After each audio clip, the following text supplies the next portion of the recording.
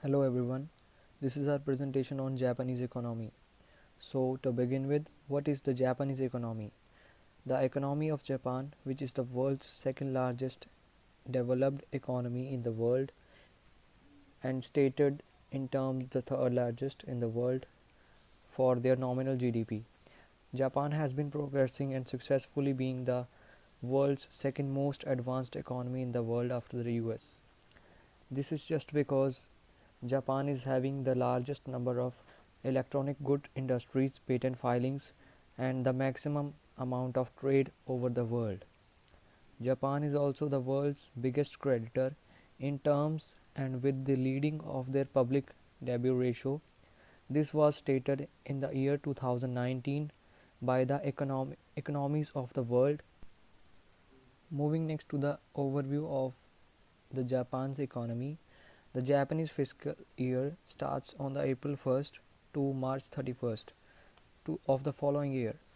So Japan has been nominated as per the GDP, which was calculated approximately $5.18 trillion according to the International Monetary Fund IMF.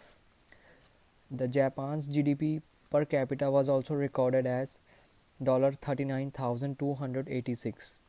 It was the largest among different type of industries which included agriculture and fishing, manufacturing and tourism.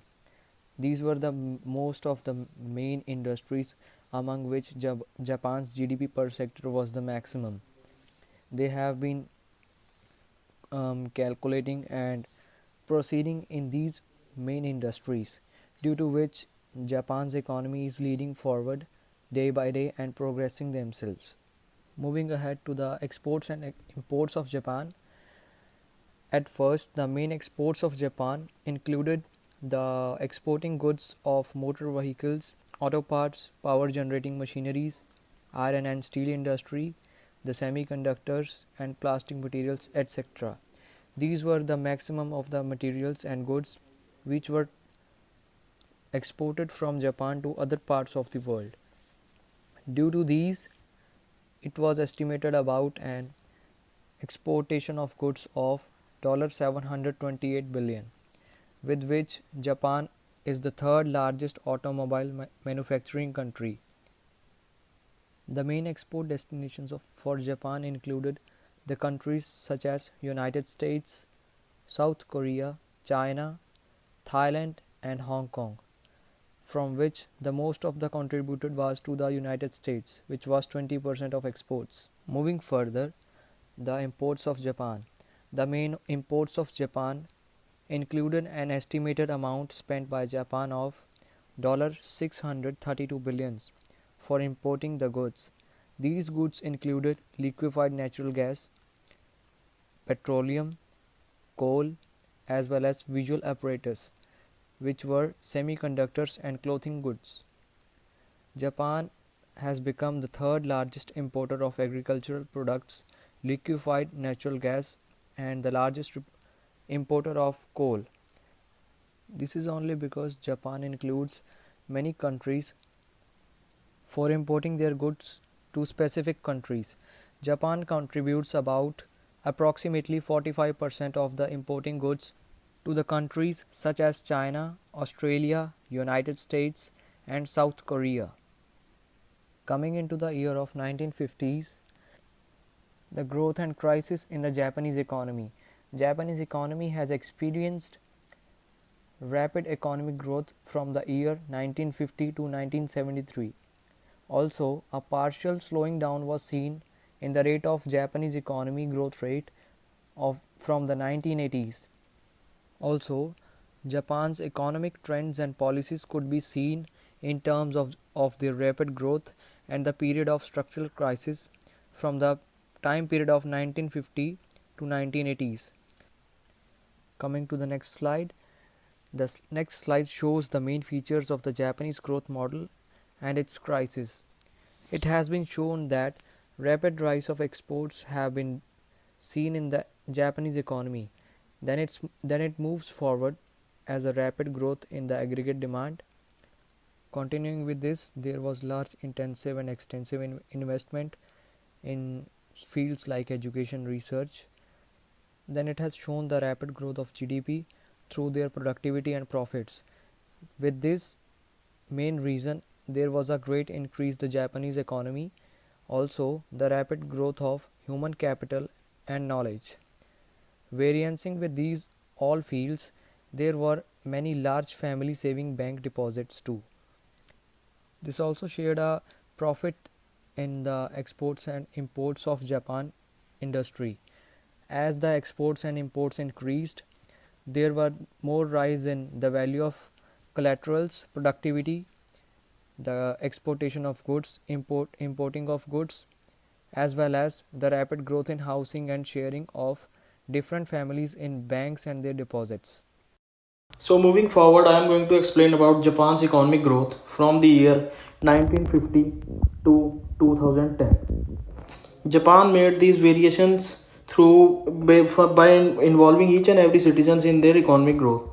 They made a sudden GDP rise by doing their different things such as making their businesses, and they all raised each and every job for everyone, and each one was related to their works, and everyone was totally devoted towards their work.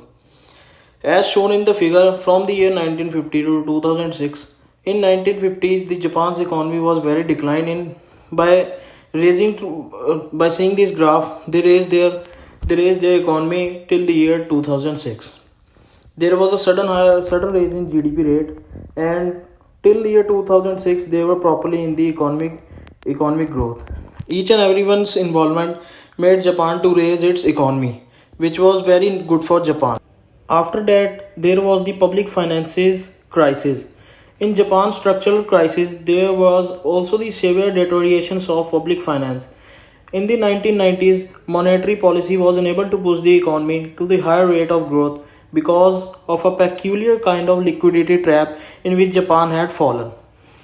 So the government tried to stimulate the recovery with repeated phases of expansionary public expenditure policies. Everyone's involvement was very necessary to raise the Japan's economy. There were several different ways in which they did that. This is essentially due to two facts: Japanese families, firms, and financial intermediaries own the great majority of Japan's public debt, while in 2009 and 2010 they were foreign investors. Moreover, Japan has a huge amount of international reserves and massive net creditor positions. So, there was a miracle growth in 1953 to 1970. Its infrastructure revitalized through the occupation period reform.